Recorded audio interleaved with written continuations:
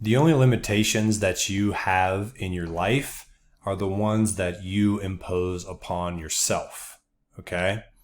Nobody is going around and with a little magic wand saying this person can be about this successful, this person's max success is this guy over here is doomed to live a life of misery and trade time for dollars his whole life. It's impossible for him to succeed. And this person over here, we're going to make them into, Bill Gates or whatever, right? That's not how the world works, right? There's no predefined like cap or limit on how much success any one person can have. And so if that's true, then where do the limits come from? Because it seems like people do have limits. Like most people teeter around the same kind of level of success for their whole life, right? And they kind of fall into a certain pocket of success, right? They kind of fall in right in a certain like range, and they kind of hang out there. Have you ever noticed that? And other people just seem to keep like just growing and doing amazing things. And why do you think that is? Where are those like results coming from? If they're not imposed on us externally by some magical force that just limits certain people and doesn't limit others, then where are they coming from? If you guessed that they are coming from us, then you're correct, okay? So we place limits on ourselves through our mindset, through the way we think. We just decide, you know what? This is possible for me, and this is something that I'm not ready to do yet. I mean, so this year what I'm doing is I'm selling some single family properties, and I'm 1031ing some of the the money because I have a lot of equity in some of these houses into some small multifamily, right? And my mindset is sitting here thinking like, well, I could probably buy like a 8 or a 10 unit building, but definitely not like a 20 or 25 unit, right? I just imposed that upon myself. I don't really have any reason to back that up, but I'll be honest with you, that's just the way I feel, and it's a mindset thing. Like someone who's bought something that big would say, Brian, you can do that, stop believing that crap. And I'm sitting here saying to someone who thinks they can't buy a single house, like a single family house, like, dude, stop believing that. You can do it, right? But their mindsets are limiting them to thinking like, man, I can only work at Starbucks and live in this apartment, and I can always, I'm always going to be broke, and that stuff's just not for me or whatever, right? And so there's actually been a lot of scientific research on the belief that someone has, their self-image, and how it affects their results, okay? You should read a book called Psychocybernetics. That's what I'm in right now. It's a great book about the science of like the self-image and how it affects the results that we get in life.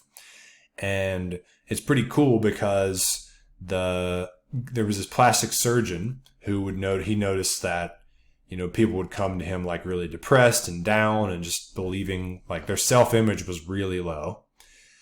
And when he fixed their face, like when he made them look pretty again, it boosted their self-image. And all of a sudden, like they had confidence and they had motivation, and they started to achieve on all these new levels in life, like not just money, but, like their relationships, their health, like happiness, everything went up when their self-image improved due to facial reconstruction, right? But he also noticed that some people would like deflect the gains of looking prettier, and they would actually say, you didn't even do surgery on me. Nothing changed. And even though they would see a before and after picture where it was clear that the surgery took place and they had an improvement, they actually would not deny it and not believe it. And they would not have an improvement in their self-image. And through all these different like outcomes, he realized that the self-image is not external. It's something internal, and it's something that we decide to believe. Like, it's possible to believe that you're beautiful even if your face, suggests otherwise or whatever. And you probably know people like that have all the confidence in the world. And like, you might look at them and be like, how does that person have confidence, right? But they have more confidence than you do. Like, I've definitely thought that before. And so this self-image thing is not external. It's something that we like cling to, and we decide to just give ourselves. Like, I am about this type of person. I would never, my self-image used to say that I would never like do a podcast or put a video of me on YouTube or Instagram, like talking about stuff like this. I had to create a new belief or a new self-image that like this was okay for me to do, right? I used to be terrified, or I thought it was stupid, or like self-serving, I guess, if someone was putting content on social media, right? So I had to overcome that self-image that was not serving me. So I would ask you, if you're sitting here listening to this, what self-image are you currently clinging to, and how is that serving you right now? Is it serving you, or is it really detracting from what you want to be doing? Is it holding you back? Read the book Psychocybernetics. It'll teach you a process to change the self-image to help you become the person that you want to be way easier. So you're like swimming downstream towards that versus fighting the current upstream, which is what happens when you have a negative self-image, yet you're trying to strive for more positive things. That negative self-image is always going to defeat you. It's always going to tell you, yep, told you so, Brian. You can't do that. Yep, you're a failure or whatever.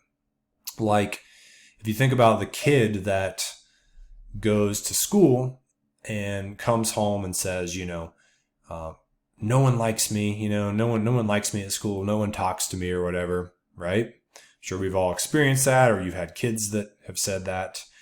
And what's interesting when you look at that, and they talk about that in the book, is that, the kid goes to school believing like no one likes me.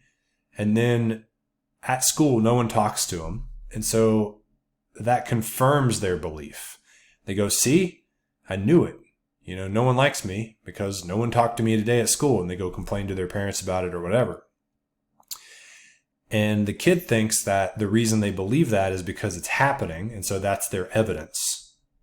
But what if what's really happening is because they believe that, because they started out believing that no one liked them, and that's the self-image that they are projecting out to the world, then the world is just giving them what they want, right?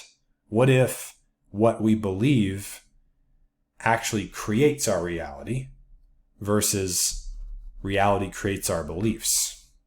I want you guys to think about that, because if you would entertain the possibility of that being true, which if you read the book, you'll see that there's actually evidence to support this. This is not just woo-woo theory. If that's true, then what could you change about your beliefs now that would produce a different outcome in the future?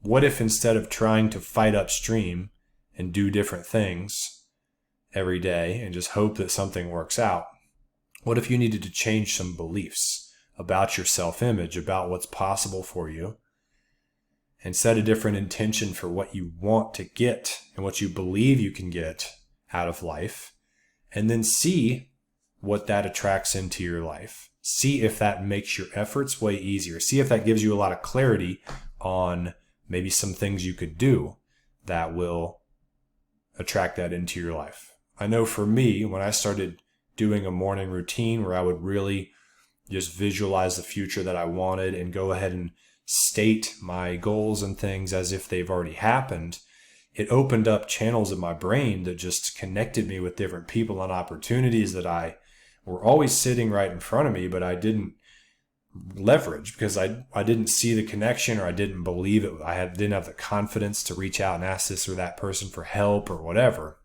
It's pretty fascinating stuff, guys. Okay. So I'm challenging you today, what is that self-image that you're clinging on to? Because that is not a permanent thing. You don't have to say, well, I'm this or that type of person and I'll always be this way just because I want to keep it real. There will be certain stuff that you can keep it real on, but some of that stuff that you're keeping it real on is not serving you in any positive way. And so I'm challenging you to let that go. Cool? Awesome. Have a great rest of your day. Thanks for tuning in, and I'll catch you next time.